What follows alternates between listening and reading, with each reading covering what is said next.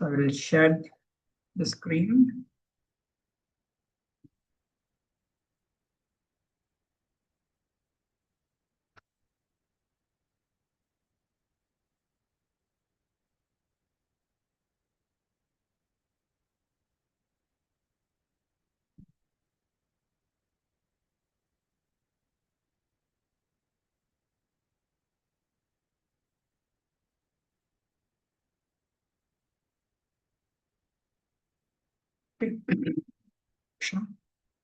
So we'll start it. Om Jnanatimirandasya Jnananjanashalakayam Chakshurunmilitam Yena Tasmai Shri Gurave Namaha. Nama Om Vishnu Padaya Krishna Prasthaya Bhutale Srimate Bhakti Vedanta Swamin Dinamine Namaste Saraswate Deve Gauravani Pracharine Nirvishesha Shunyavadi Paschatya Deshatarine Jaya Sri Krishna Chaitanya Prabhu Nityananda Shri Advaita Gadadhar Shivasadi Gaur Bhakta Vrinda Hare Krishna Krishna Krishna Hare Hare Hare Rama Rama Rama Hare Hare. Okay, so let's continue to read the wonderful book called Chant and Be Happy, from based on the book of works of Srila Prabhupada. So this chapter 8, is again a compilation of the different quotes about chanting from Srila Prabhupada's many books. Right? This is the chapter titled "The Benefits of Chanting." Okay, so I hope everyone is already in the practice of chanting the Hare Krishna, right? So I take it. So today, if not, please do um, take up the process of chanting the holy names of the Lord. Okay, so let's see. So we'll do the same procedure like last week. So let's go through this one by one, and then we can discuss. That way we can take it forward. So chapter 8, the benefits of chanting. So first I will read the first few paragraphs until the peace of mind, and then let's go to the next benefits of chanting. So Dr. Daniel Goleman, PhD, former associate editor of Psychology Today and author of The Meditative Mind. So he says, the varieties of meditative experience and the bestseller Emotional Intelligence, after studying the meditation techniques of members of the Hare Krishna movement, said as follows: I found the Hare Krishna devotees to be well integrated, friendly, and productive human beings. In a culture like ours, in which inner spiritual development is almost totally neglected in favor of materialistic pursuits, we might have something to learn from their meditation practices. This is what Dr. Daniel Coleman is talking about. And he continues, okay, everyone knows that a happy life requires good health, proper diet, adequate exercise, and sufficient rest are necessary to keep our bodies strong and fit. If we neglect these demands, our bodies become weakened and resistance wanes. Made susceptible to infection, we eventually fall ill. More important, but less well known, is the inner self's need for spiritual nourishment and attention. If we ignore our spiritual health requirements, we become overwhelmed by negative material tendencies like anxiety, hatred, loneliness, prejudice, greed, boredom, envy, and anger. In order to counteract and prevent these subtle infections of the self, we should, as recommended in the Vedic literatures and in many other scriptures, incorporate into our lives a program of self-examination and steady inner growth based on spiritual strength and mindful thinking. The transcendental potency necessary for developing complete psychological and spiritual fulfillment is already present within everyone. It must, however, be uncovered by a genuine spiritual process. Of all such authentic processes, India's timeless Vedas tell us that meditation on the Hare Krishna mantra is the most powerful. The initial result of chanting the Hare Krishna mantra is summarized by Srila Prabhupada in his commentary on the Bhagavad Gita. We have practical experience that any person who is chanting the holy names of Krishna, Hare Krishna, Krishna Krishna, Hare Hare, Hare Rama, Rama Rama, Hare Hare, in course of time feels some transcendental pleasure and very quickly becomes purified of all material contamination. In the preliminary stages of chanting, practitioners experience a clearing of consciousness, peace of mind, and relief from unwanted drives and habits. As they develop more realization by chanting, they perceive the original spiritual spiritual existence of the self. According to the Bhagavad Gita, this enlightened state is characterized by one's ability to see the self by pure mind and to relish and rejoice the self.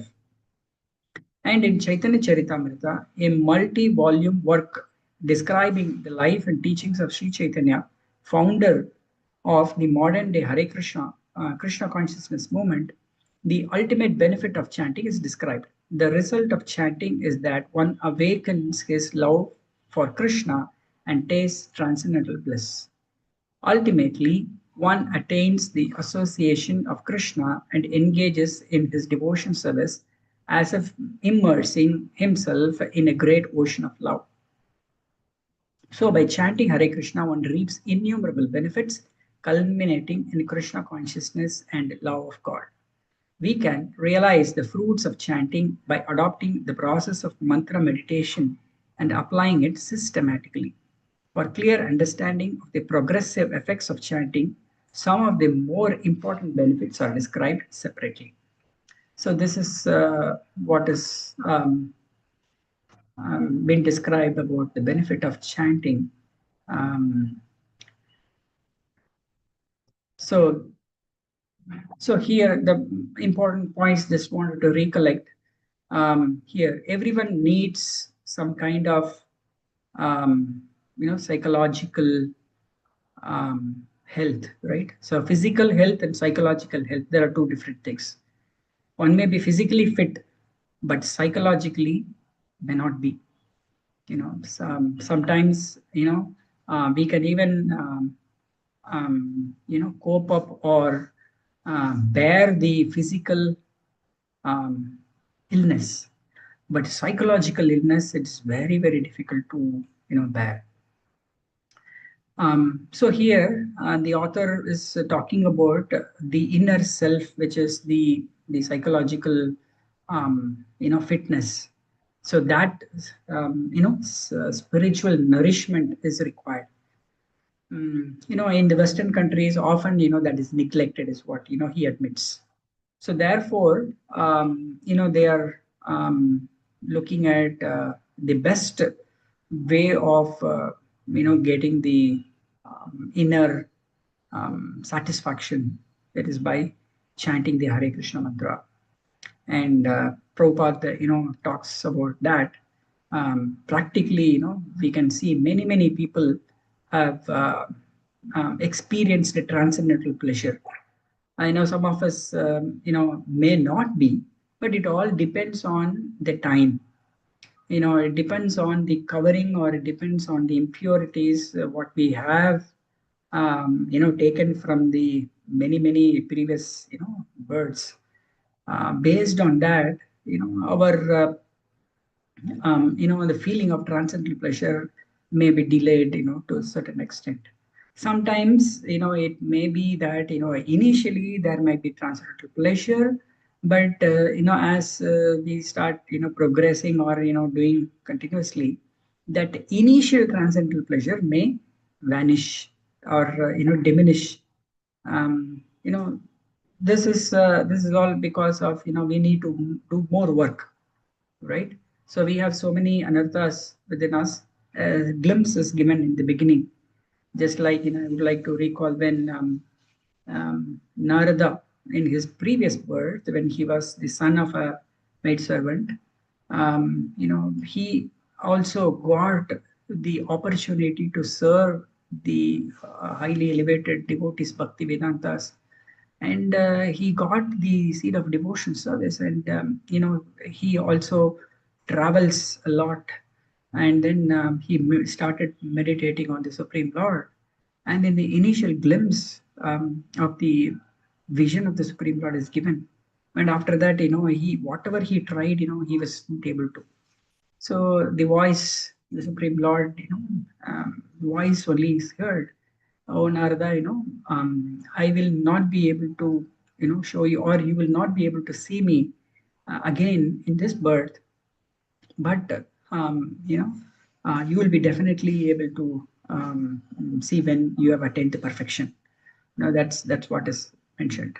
So similarly, in the beginning, we may experience a transcendental pleasure to get a glimpse of it, and then that is enough, for us to move forward. Small, even a small thing, because that taste of the transcendental pleasure cannot be compared with any amount of material pleasure. Even if somebody falls back into material pleasure of whatever sinful activities, but the experience of transcendental pleasure, will definitely pull him back to the spiritual path. That's the power of the benefit of chanting the holy names of the Lord. Right. So, and here Prabhupada also talks about applying it systematically, right? So the systematically means we follow the process that is given by the acharyas. We should not try to invent our own, ways. We try to follow it systematically. Just like you, if you want to make a cake, bake a cake, whatever is described there, and the step by step, that we follow, right? So we don't do you know on a haphazardly, right? Then you will not get a cake properly. So in a similar way, so that's the first part of it. Just want to summarize. So again, we can read to the next part. Okay. And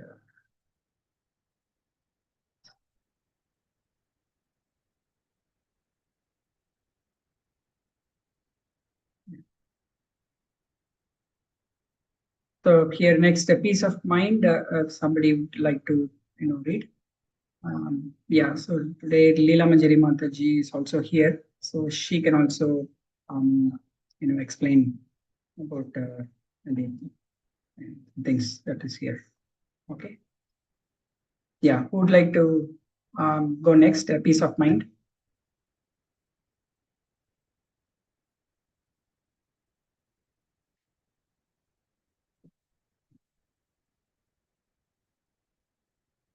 Somebody want to read the peace of mind paragraph? Yes, Hare Krishna Prabhu. yes. Can I read?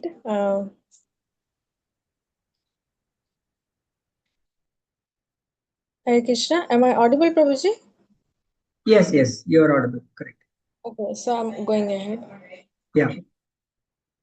Peace of mind. Initially, meditation focuses on controlling the mind, for in our normal condition, we are slaves to any whimsical thoughts, desires, and appetites the mind may generate. We think of something and immediately we want to do it. But the Bhagavad Gita tells us that the meditator must learn to control the mind. For one who has conquered the mind is the best of friends, but for one who has failed to do so, the mind will remain the greatest enemy.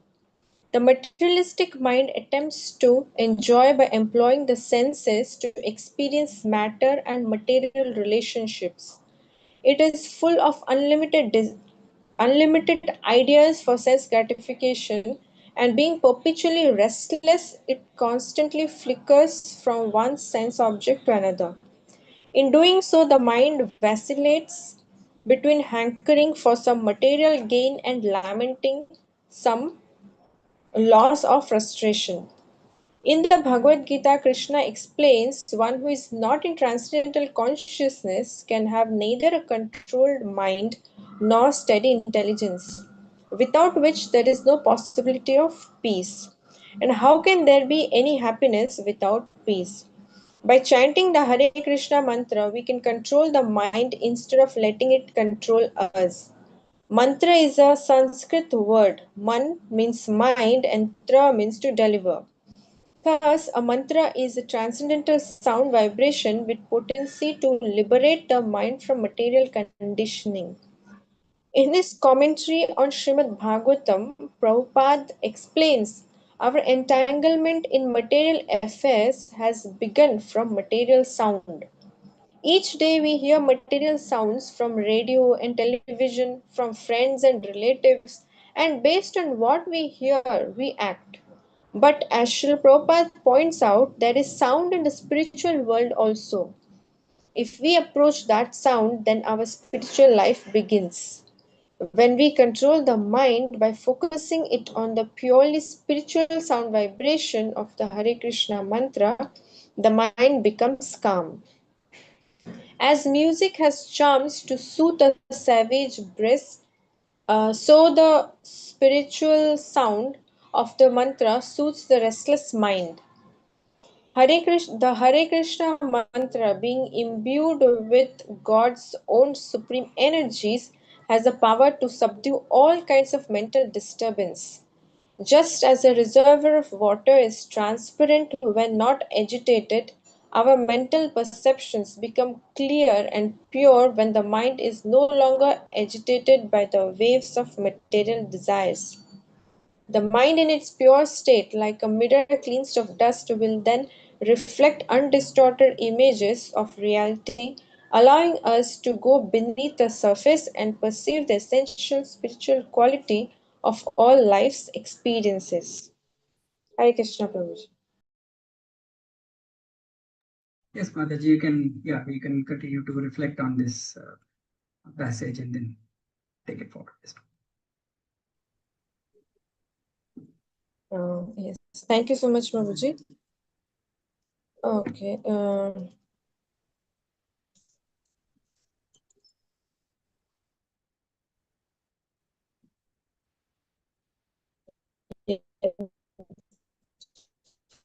Peace of mind for the benefits of chanting in the beginning itself. And here we are seeing some points that Sri Prabhupada is explaining in details in a more like in the Bhagavad Gita. Krishna first of all gives summarizes as the contents of the Bhagavad Gita in second chapter, and then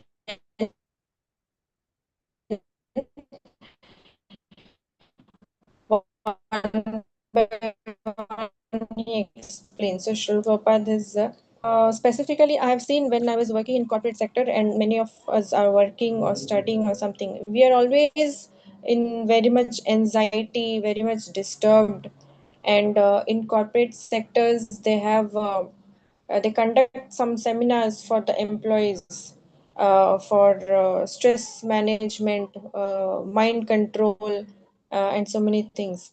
So this is very relevant for all of us, is what I understand in the present day. And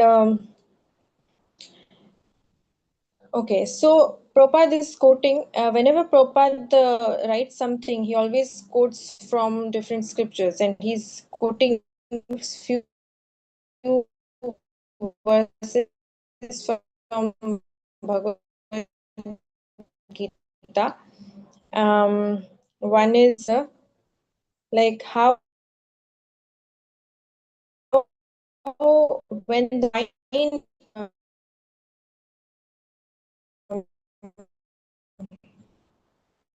Hare Krishna, Mataji, we are not able to hear you properly. It is breaking. Is that the same for everyone? Not sure. yes, for once not able to do so, the mind will remain the destination as me. Why?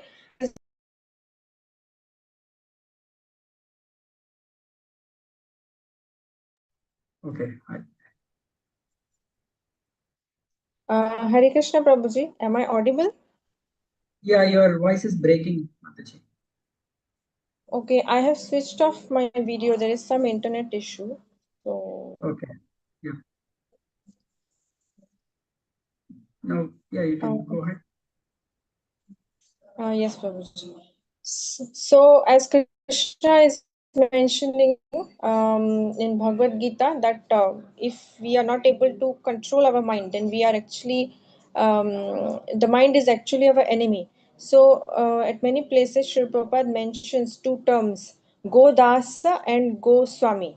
So, Go Das is what? Go is senses.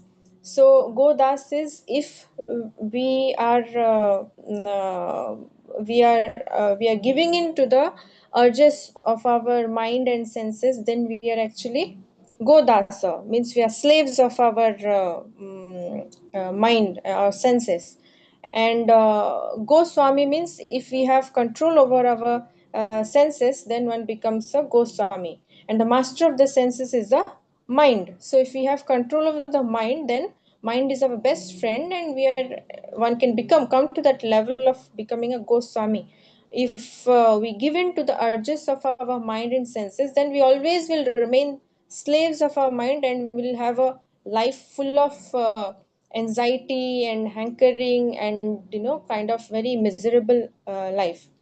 And Shri Prabhupada mentions here that how the mind and senses, they're always looking for sense gratification. Elsewhere in Bhagavad Gita, Krishna mentions that the senses are like venomous serpents, very poisonous serpents. No, if the snake, if we get a snake bite, then one can even die. Similarly, if our senses are not under our control, then they can lead us to practically degradation of the soul, as it is said. I mean, they will lead us to going into lower species, because of sense gratification. um, it constantly flickers from one sense object to another, just like we were discussing about how if our eyes see something, we want, eyes will want to see something very beautiful, and ears will want to hear something very nice. It is a mundane music. It is creating unnecessary, I mean, it is spoiling our consciousness, but still we are getting attracted to those material things, without realizing that actually it is leading to my own degradation. So then in Krishna, I mean, Srila Prabhupada is quoting another verse from Bhagavad Gita, that how one who is not transcendental, one who is not in transcendental consciousness can have neither a controlled mind nor steady intelligence. So unless one is in the platform of Krishna consciousness, it is impossible to control the mind or to have a steady intelligence. And without that, there is no question of peace of mind. So if we actually want peace of mind, we have to take up this bhakti process seriously. And how can there be any happiness without peace? So that will lead us to next point. We will see further about happiness. So, however, as Prabhuji was just mentioning, that by chanting the Hare Krishna Mahamantra, that is the actual mantra meditation, as it is said. So that is the only way to control the mind.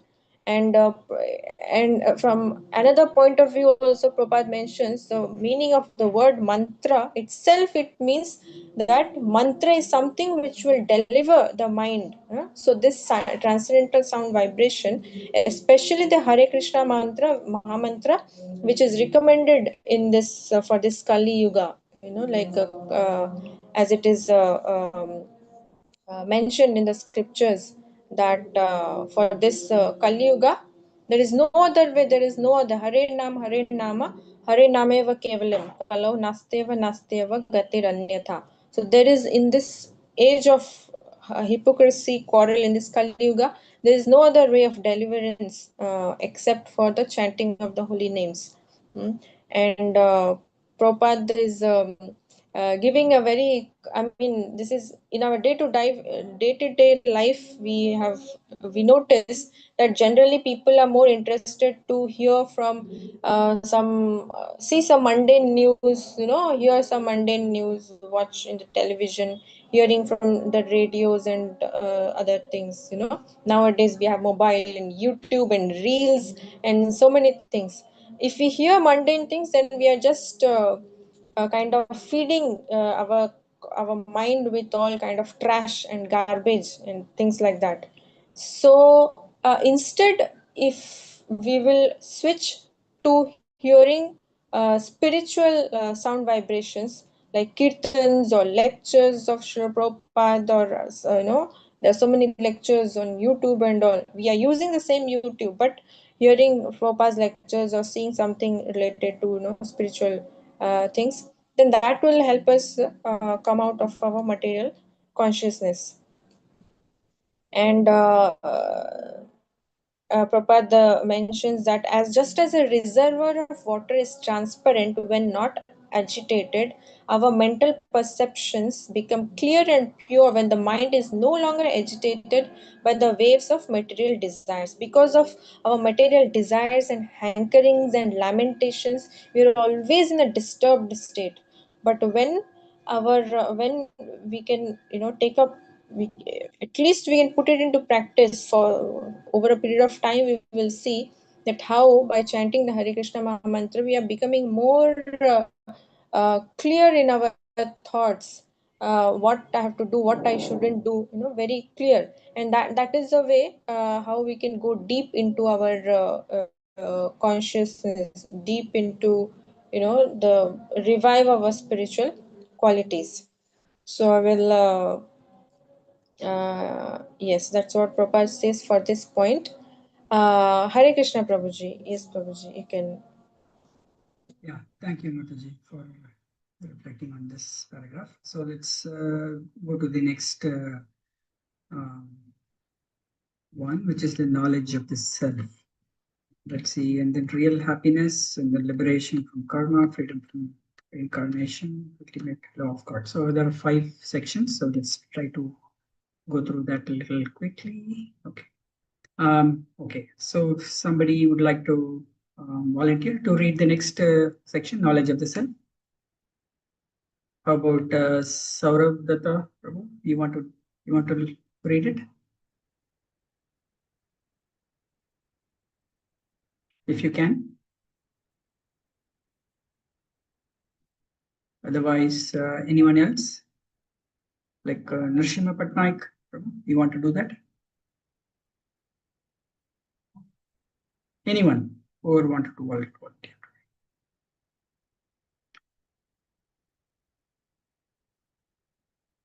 Or Sumit Parashar, do you want to read?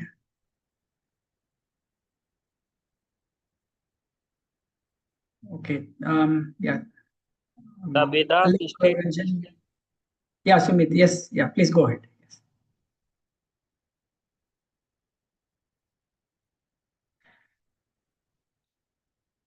Yes, Sumit. Prabhu, do you want? Yes. Please go ahead.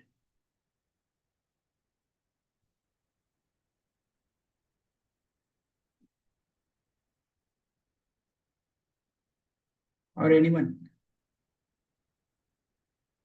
About Alok Ranjan Behuria?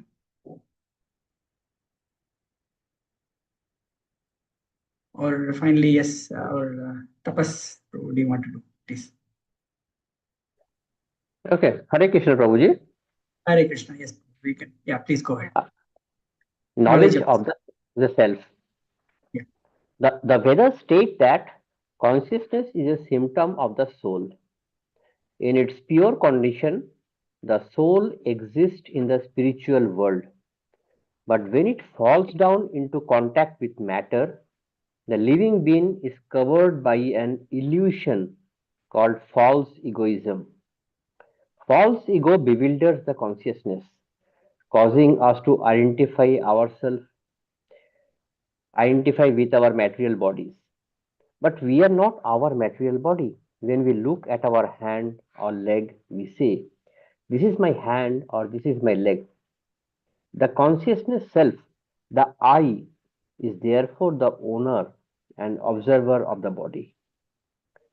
Intellectually, this fact is easily understandable, and by the spiritual realization that results from chanting, this truth can be directly and continuously experienced. When the living being identifies with the material body and loses awareness of his real spiritual self, he inevitably fears death, old age, and disease. He fears loss of beauty, intelligence, and strength, and experiences countless other anxieties and false emotions relating to the temporary body. But when we begin regularly chanting Hare Krishna, we soon realize ourselves to be pure and changeless spirit souls, completely distinct from the material body. Because the mantra is a completely pure spiritual sound vibration, it has the power to restore our consciousness to its original, uncontaminated condition. At this point, we cease to be controlled by jealousy, bigotry, pride, envy, and hatred. As Lord Krishna tells us in the Bhagavad Gita, the soul is unborn, eternal, ever existing, and primeval. As our false body identification dissolves and we perceive our true transcendental existence, we automatically transcend all fears and anxieties of material existence. We no longer think, I am American, I am Russian, I am black, I am white. Attaining personal self awareness also gives us the ability to see the spiritual nature of other living beings. When our natural spiritual feelings are awakened, we experience the ultimate unity of all life. This is what it means to become a liberated person. By spiritual realization, we become free from our animosity and envy towards other living things. The higher vision is explained by Srila Prabhupada in Transcendental Teachings of Prahlad Maharaja. When a person becomes fully Krishna conscious, he does not think, here is a man, here is an animal, here is a cat, here is a dog, here is a worm. He sees everyone as part and parcel of Krishna. This is very nicely explained in Bhagavad Gita. One who is actually learned in Krishna consciousness becomes a lover of the universe. Unless one is situated on the Krishna conscious platform, there is no question of universal brotherhood. Hare Krishna. Thank you. Thank you. That's very nice. So it was very clear here. The first step on this spiritual path is to understand who am I, right? So knowledge of the self. That's what is being described here. So this one of the benefit of chanting the Hare Krishna mantra is described here. That is, the knowledge of the self is automatically, being revealed from within, which is such a great thing, isn't it? Right? So just by chanting the Hare Krishna mantra, when the heart is sufficiently cleansed, okay, sooner or later, the person will come to understand that I'm not this body, I'm the spirit soul. Okay, so from the chanting glories of chanting the six ashtaka, the first verse, it also talks about this chanting is vidya vadu jivanam. So that means the chanting is vidya vadu, means it is the vidya means knowledge, and it gives transcendental knowledge. So it is the life of the transcendental knowledge. So though some people may be a very good scholar, and they may be reading scriptures, this, that, and things like that, but if they don't have the holy name, then the actual inner science of the spirituality is not revealed. But whereas if a person is engaged in chanting the holy names of the Lord, sooner or later they automatically, even without reading the scriptures, knowledge of the self is revealed. How is that possible? We may think, right? So even, Prabhupada also states in many places that just by observing this world, the different varieties of this world, different, species, plants, animals, and aquatics, and different nature. Just by observing the nature, we can understand so many things actually. Just by observing our own body, we can know so many things. But how is it possible somebody is able to understand such things? It is because of the benefits of chanting the holy names of the Lord, either in this life or a previous life. We don't know. So the life of the transcendental knowledge is, life, which is the chanting of the holy names is, it reveals the knowledge of the self. Okay.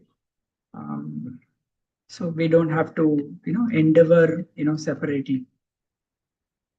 Right. So let's proceed to the next section, which is the real happiness. Okay, so anyone? Yes, Sumit, you want to? Let's go ahead.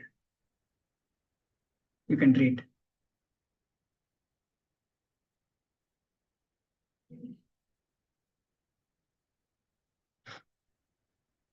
Yeah, let's make it more, interactive and light. So it's nothing wrong, you can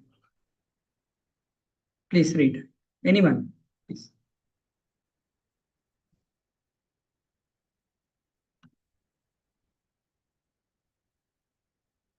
Okay.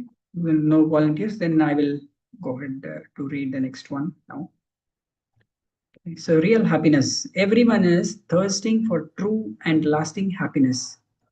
But because material pleasure is limited and temporary, it is compared to a tiny, tiny drop of moisture in the desert.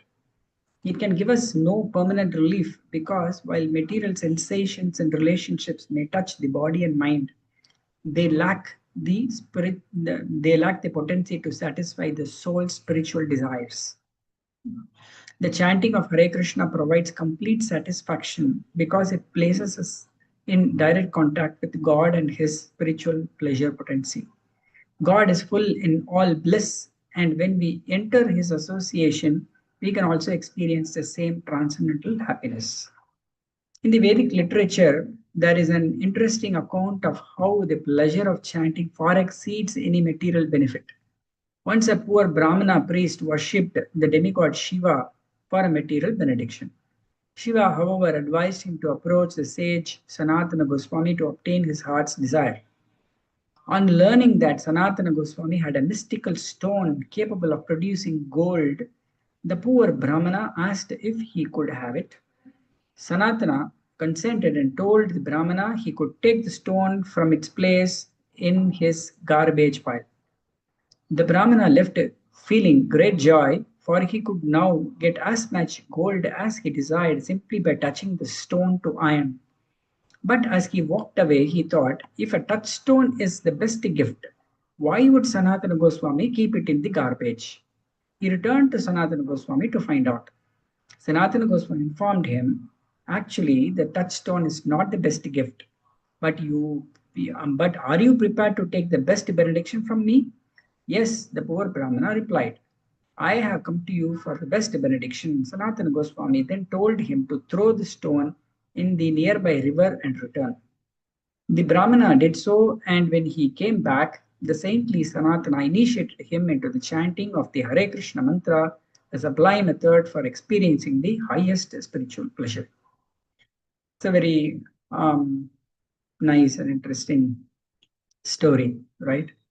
So everyone is looking for happiness, correct?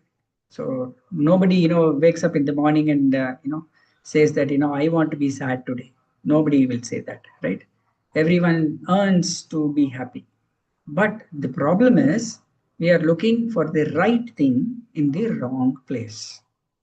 So the right thing is happiness, but we are trying to get that right thing from material sense gratification, right?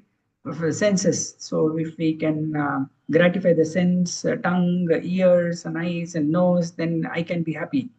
But it's not like that. We also, experience that it is.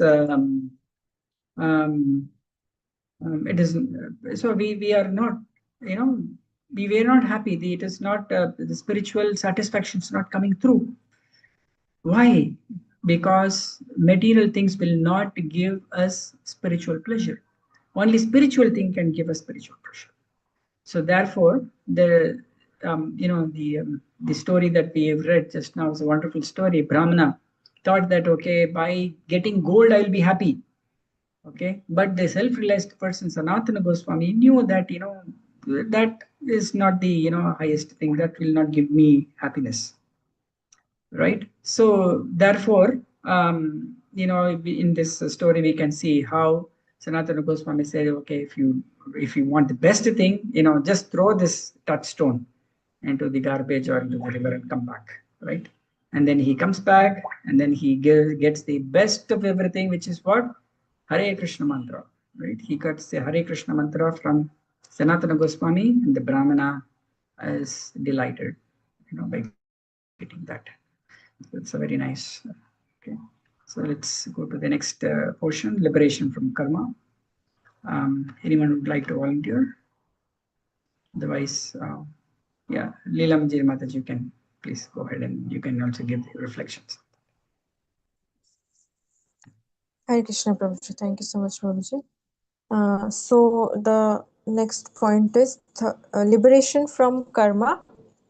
The law of karma means that for every material action performed, nature forces an equivalent reaction on the performer, or as the Bible states, as we sow, so shall we reap. Material activities can be compared to seeds. Initially, they are performed or planted, and over the course of time they gradually fructify, releasing the resultant reactions.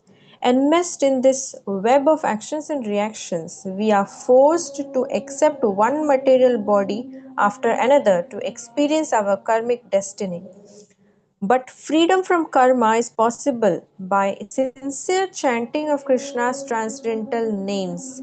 Since God's names are filled with transcendental energy, when the living being associates with the divine sound vibration, he is freed from the endless cycle of karma.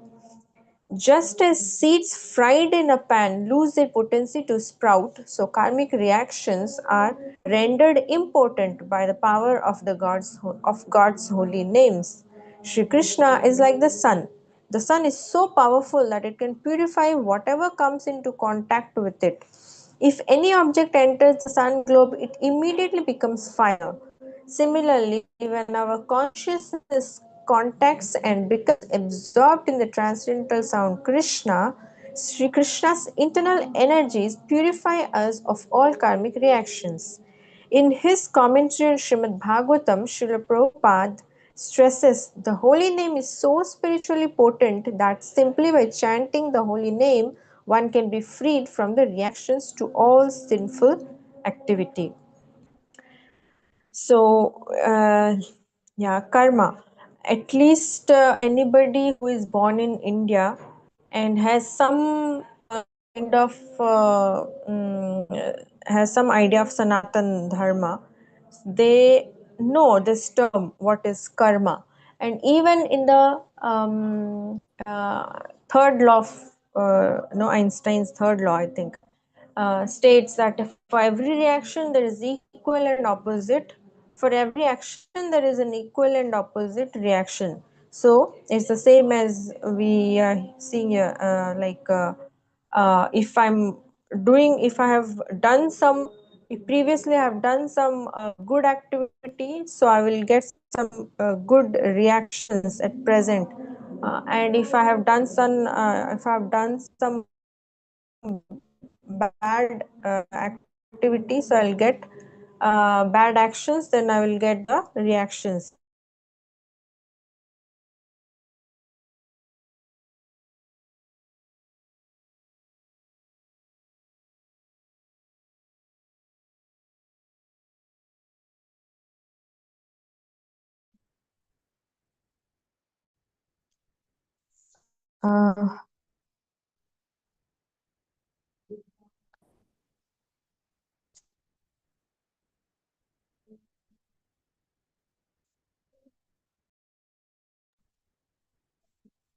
Hare Krishna. Am I audible?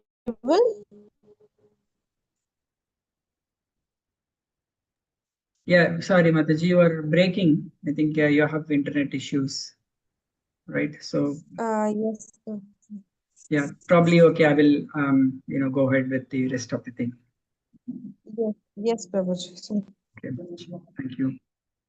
Yes. So one of the benefits of chanting the holy names is here described here is it burns the karmic reactions, right? So we all wanted to burn off the karmic reactions, right? One of the glories of chanting the holy names of the Lord is just by chanting the holy names of the Lord, Nama Bhas, right? Meaning, in not even pure chanting, even the chanting of the holy names, like jokingly or just like casually or addressing somebody else, all the karmic reactions, past, present, and future, gets destroyed. How's that, right? Um, so such is the wonderful, glories of chanting the holy names of the Lord. But if we have committed any offenses or aparads, that is the one which keeps us entangled or moving further. So therefore, what is the remedy for that is to chant continuously. So we need to chant continuously and clear off all our anarthas within us, and we come to a state of complete transcendental bliss, love of Godhead.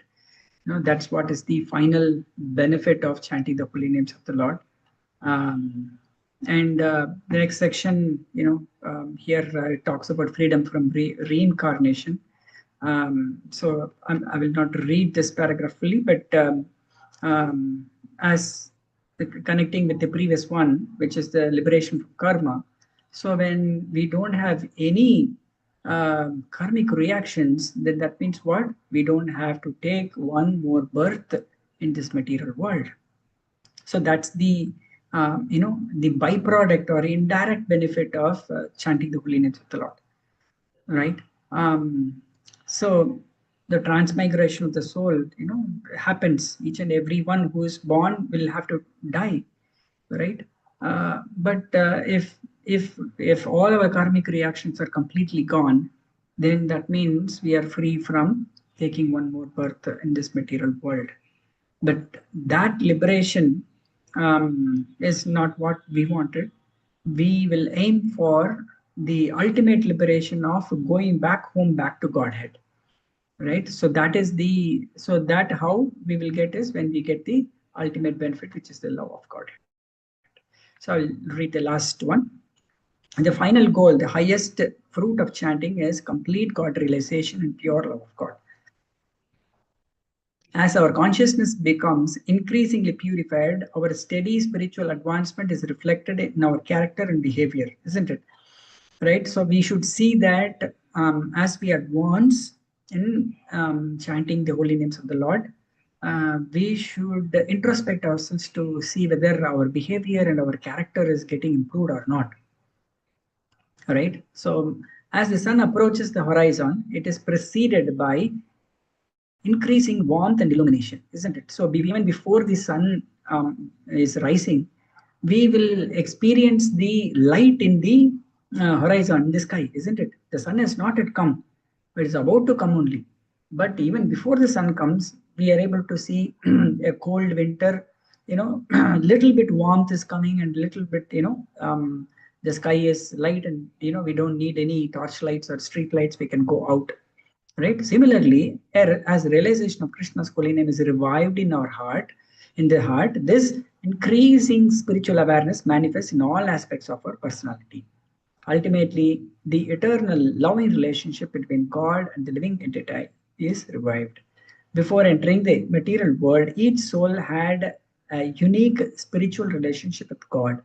This loving relationship is thousands of times greater and more intense than any love experienced in the material world, isn't it? So the love that we see in the material world, is completely, very, very tiny when compared to the love that we had in the spiritual world. This is described in the Chaitanya Charitamrita. Pure love for Krishna is eternally established in the heart of the living entities. It is not something to be gained from another source. When the heart is purified by hearing and chanting, this love naturally awakens. In our eternal constitutional position in the spiritual world, we are able to associate with God directly, serving Him in a spiritual form, just suitable for our mood of love and devotion. In this relationship of spiritual love, the pure devotee is absorbed in transcendental ecstasy. This state of ecstasy is described in the nectar of devotion. At that time, one's heart becomes illuminated like the sun. The sun is far above the planetary systems, and there is no possibility of its being covered by any kind of cloud. Similarly, when a devotee is purified like the sun, from his heart there is a diffusion of ecstatic love more glorious than the sunshine.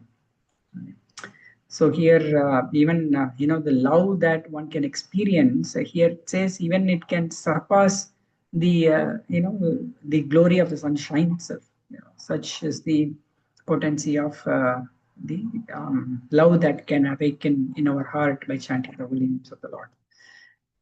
So the final benefit is we are situated in our own original constitution position of pure love of God, right? So that's the ultimate benefit. So the other benefits may be, our mind we can be peaceful, and we can experience happiness and things like that.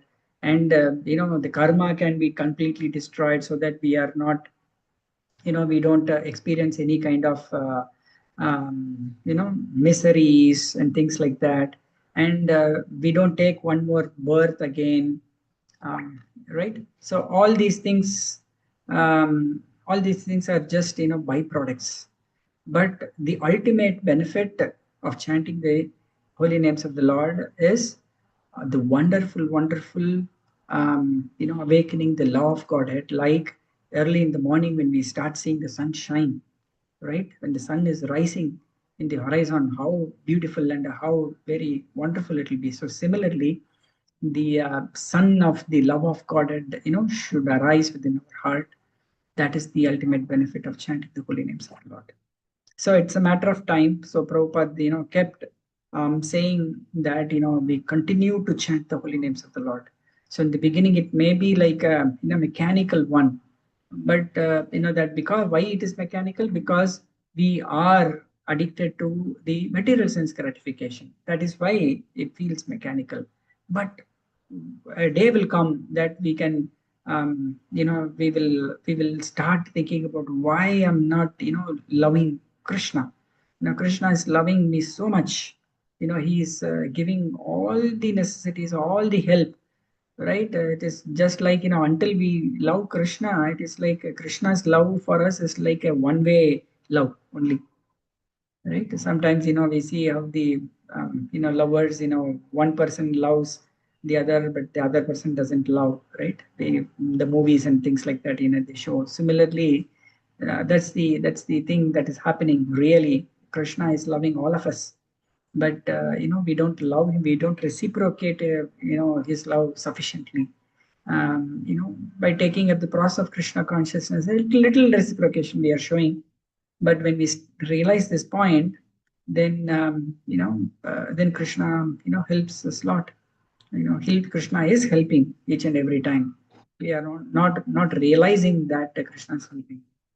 So when we start realizing by reading, the Srimad Bhagavatam, Bhagavad Gita, and reading regularly Prabhupada's books, we can understand, Krishna's love for us. Okay, so that concludes this chapter.